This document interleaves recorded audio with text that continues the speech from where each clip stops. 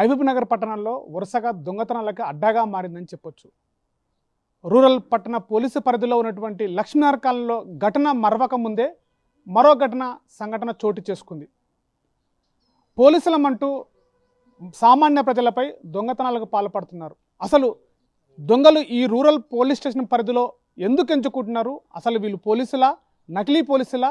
ఈ దొంగలకి ఈ యొక్క సామాన్య జనాలని ఎందుకు టార్గెట్ చేస్తున్నారు అనేటువంటి ప్రశ్నలు ఉత్పన్నమవుతున్నాయి. నిన్న జరిగినటువంటి ఘటన మనతో మాట్లాడడానికి బాధితులున్నారు. అసలు ఏం జరిగింది, ఎలా జరిగింది అనేటువంటి మాట్లాడే ప్రయత్నం చేద్దాం. సార్ చెప్పండి, అసలు అంటే ఎట్లా జరిగింది, వాళ్ళు ఎలా వచ్చారు, ఏమని చెప్పారు అని మీకు ఎట్లా చెప్పి వాళ్ళు చేశారు చెప్పండి. మాకు ఇక్కడ ఆల్ బేకరీ పక్కన మా ఇల్లు ఉంటుంది. వస్తుంటే వాళ్ళు మేము పోలీసులము, మేము అవేర్నెస్ కోసం వచ్చినామని చెప్పి మా మిస్సెస్కి అడిగిండ్రు. సో ఆమె ఏం లేదు మా ఇల్లు ఇక్కడనే మేము వెళ్ళిపోతామన్నా కూడా లేలే మేము సార్ ఉన్నాడు పిలుస్తాడు మాట్లాడండి అని చెప్పి తీసుకొచ్చిన తర్వాత ఆ చైన్ తీసి బ్యాగులు వేసుకోండి, మీరు అట్లా పెట్టుకోవద్దు, అవేర్నెస్ కోసం వచ్చినాం, తీయొద్దు అని చెప్పి చేసింది. దాంతోపాటు ఆమె తీసుకొని బ్యాగులు వేసినంబడే అది ఏమైంది ఇంకా ఆమెకు అర్థం కాలేదు అంతే. అంటే పోలీసులు మనకు చెప్పారు కదా, వాళ్ళు ఎట్లా వచ్చారు, ఏ రూపంలో వచ్చారు, నిజంగానే పోలీసులు అని చెప్పేసిన తర్వాత ఐడి కార్డు ఏమన్నా మనకి అనుమానం వచ్చే విధంగా ప్రవర్తించారు ఏమన్నా? ఐడి కార్డు చూపించిండ్రంట, పోలీసులమని చెప్పి ఐడి కార్డు చూపించిండ్రంట. అప్పుడు ఆమె కొంచెం నమ్మింది. అట్లా తీసి బ్యాగులు వేసుకున్నబడే వాళ్ళు ఇట్లా ఏమైంది ఇంకా ఆమెకు ఆ నుంచి ఐడియా లేదు. ఇంకా అంటే మీరు ఎంత గోల్డ్ని కోల్పోయారు, ఎంత ఉన్నది? అది 2 తులాలు ఉంది. అంటే ఆ టైంలో ఎన్ని గంటలకు జరిగింది ఈ ఘటన? తర్వాత పోలీసులకు సమాచారం ఇచ్చారా? పోలీసుల దగ్గర వెళ్ళిన స్టేషన్కి వెళ్ళినాం, 2:10కి అయ్యింది. స్టేషన్కి పోయి కంప్లైంట్ ఇచ్చి వచ్చినాం.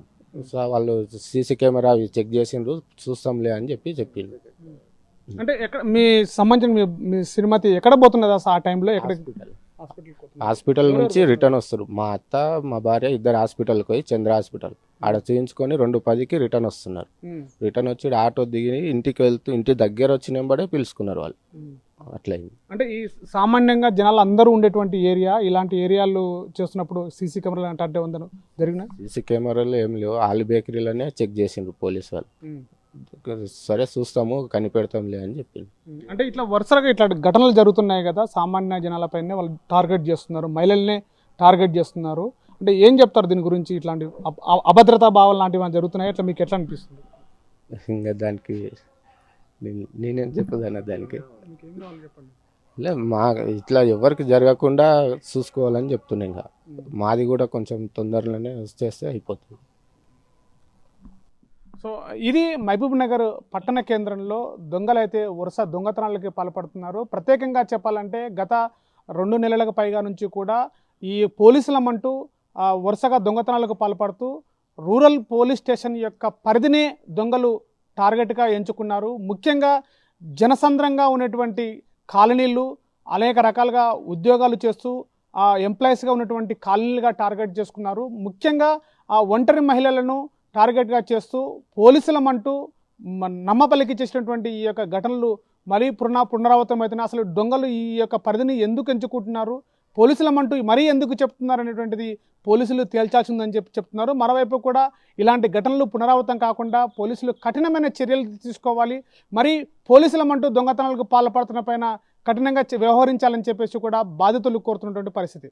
కెమెరా పర్సన్ నర్సింగ్తో శివాజీ, RTV, మహబూబ్నగర్ జిల్లా. చరిత్ర సృష్టించినోడు ఇప్పుడు ఆ చరిత్రని తిరగరాయబోతున్నాడు. అబద్ధాల గోడల్ని బద్దలు కొట్టి నిజాలను రాగా మీ ముందుంచబోతున్నాడు. నిజమైన వార్తల కోసం వెంటనే డౌన్లోడ్ చేసుకోండి రా యాప్ని.